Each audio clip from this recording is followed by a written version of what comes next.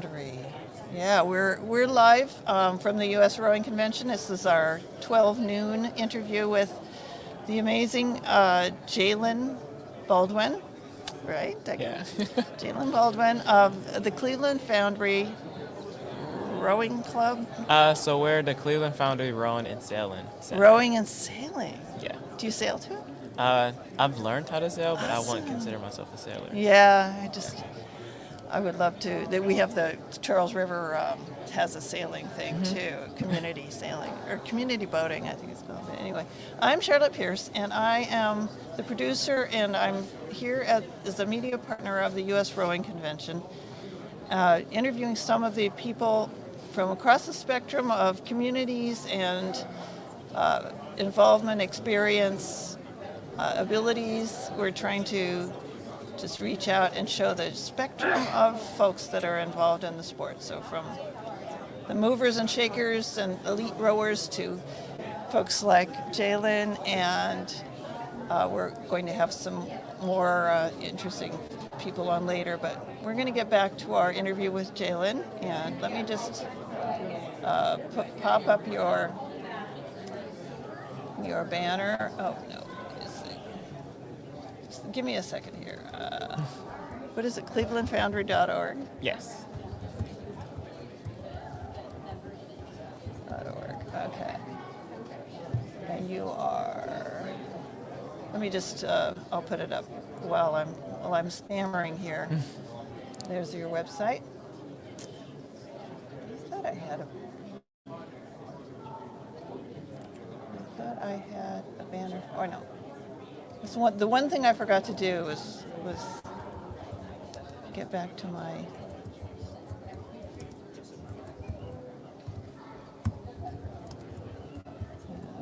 Okay. And I'll put us back on. And let me just welcome to the podcast and live stream. And we love it that you're here and want to hear your story.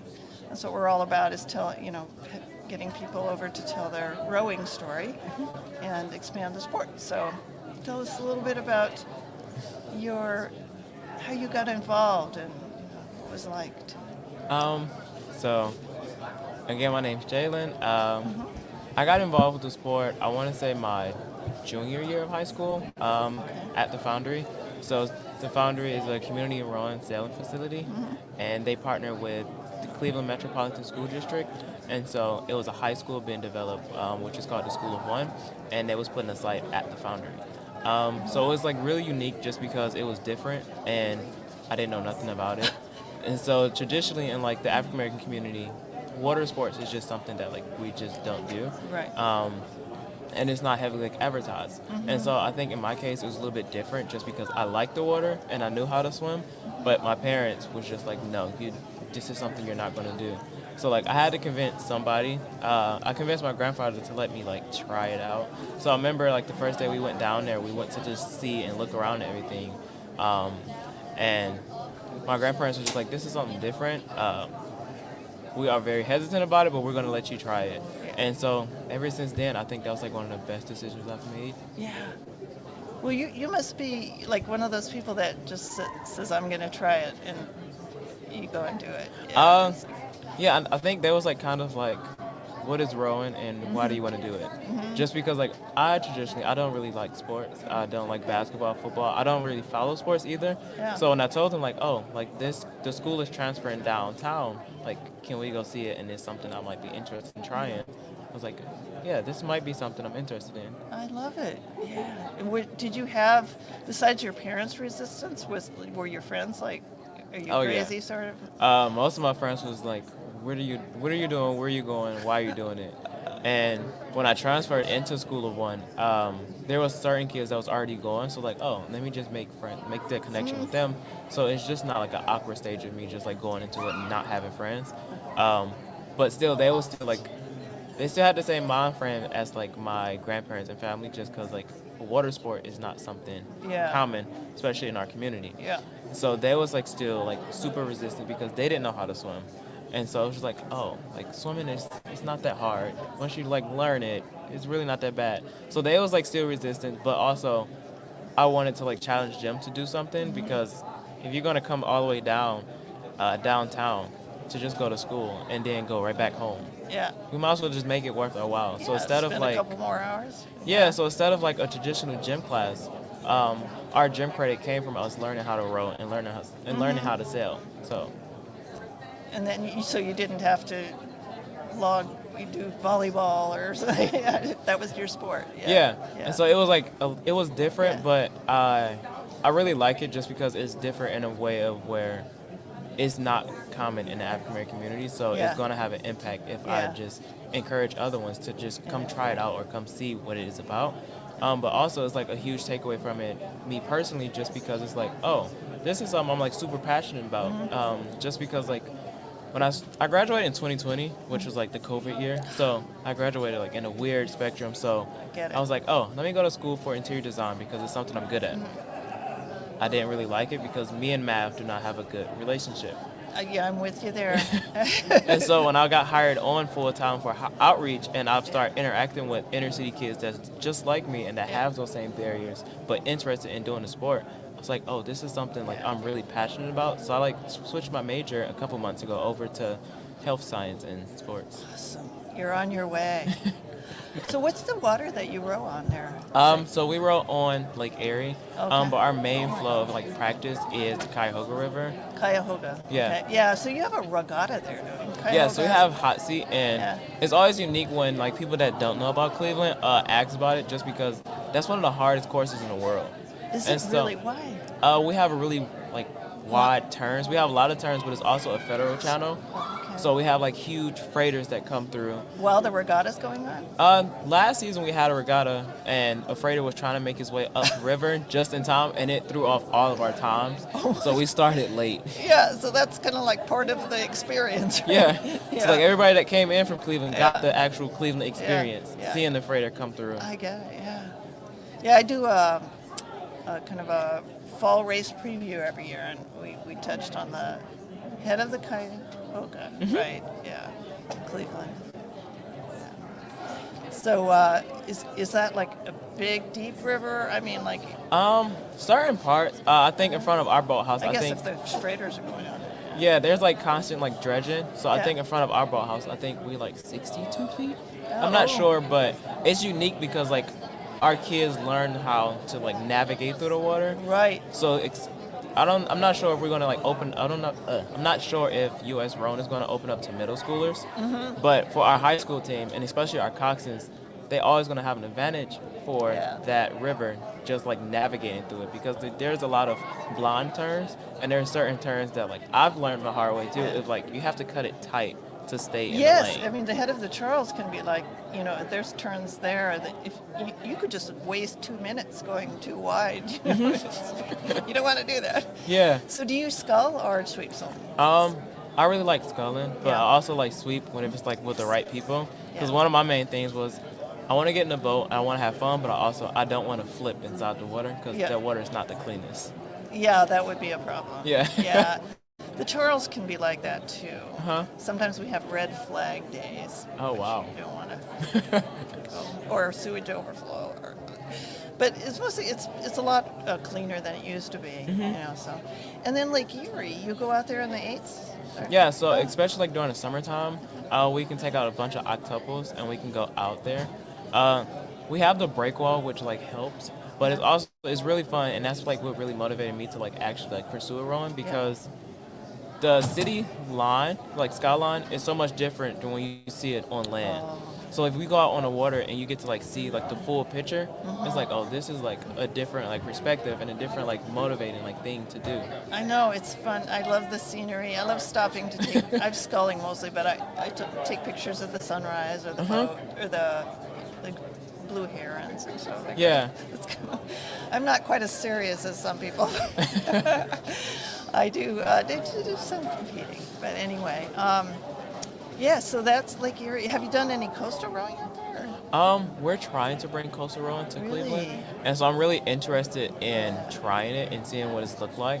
So I know there's like some courses out there. So I've been reading up and trying to do it. So Yeah. don't have coastal boats. I was asked this question yesterday too. Do we have anything similar to a coastal boat? Yeah. We have the SUPs, the stand-up paddle boards with the rowing equipment on it. Oh, That's right. probably Like the oar board? yeah. That. Okay, all right. So that's like the closest thing. But Right. yeah. Well, the next boat works um, in Bristol, Rhode Island. Mm-hmm. We shared a booth at the head of the Charles, but you might get a hold of them and see, if they'd be interested in, or if there would be a boat coming out for you to try. I'm sure that they're just okay. the nicest people, Sinead Fitzgibbon and Ben Booth and Sinead's husband. Oh God, when I'm doing three things at once, I can't. But he's really nice. Starts with a D. Sorry. Anyway, they're a new company, fairly new, and Ben has been around the world doing, coastal races and stuff. And I was thinking that the Great Lakes would be an amazing place Yeah. We have the Foundry is creating its own sailing center. Yeah. And so that'll fit perfect because it's going to be right on the lake. Nice. So. And will you have access to it from? Oh, yeah, it's like right off the freeway. Yeah. And so I'm not sure when the official date for it to open, but that's something we're trying to bring to Cleveland. Right. And then I wanted to get into your coaching a little bit. How did you start coaching, and do you like it? And are you doing US rowing certification, stuff like that? So I got involved. I want to say the end of 2020 when I was 18. Some of my coaches that helped, that was mainly the gym teachers, Alyssa and Amber, they called me one day and they was like, hey, do you want to be a coach? And initially I was probably no, just because I'm an introvert, so I really don't like to interact with a lot of people. So I was kind of taken back by it, but I also it was one of those things again, oh, this is something new. Yeah. Jalen, challenge yourself. And so I said, yeah. I think the first 2 years of me coaching, it was just all volunteer work, just to observe.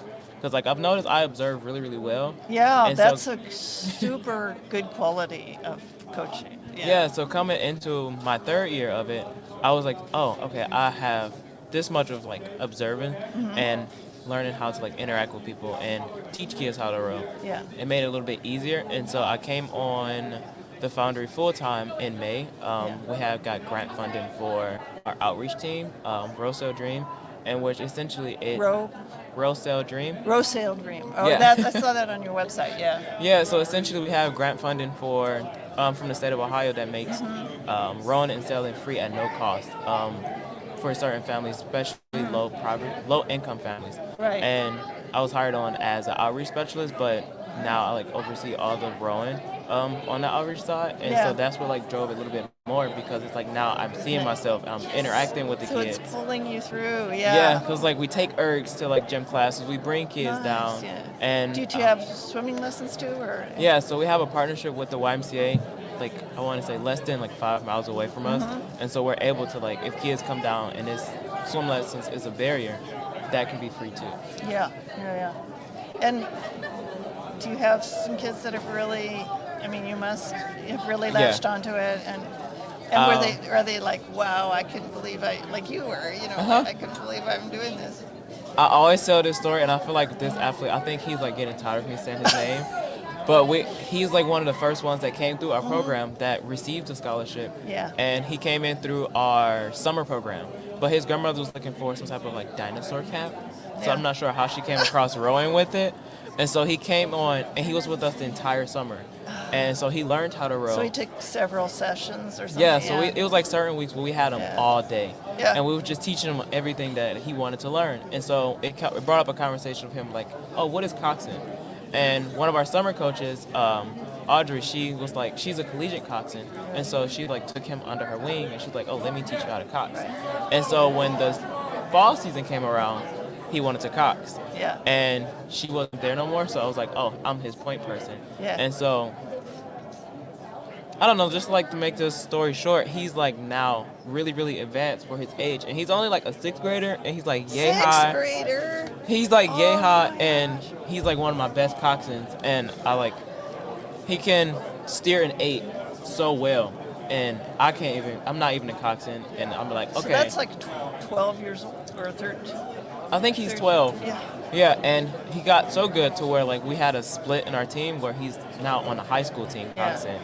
And that's just one another thing like how I can like Isn't that rewarding though? It's like yeah, it was like one of those things where like I low-key I sometimes like get teary-eyed. It's like wow, like to know that his foundation of rowing came from two 20-year-olds that just got out of like high school into college is like mind-blowing. You're killing it. It's great. I'm so happy to hear about this, and I really want to follow your progress.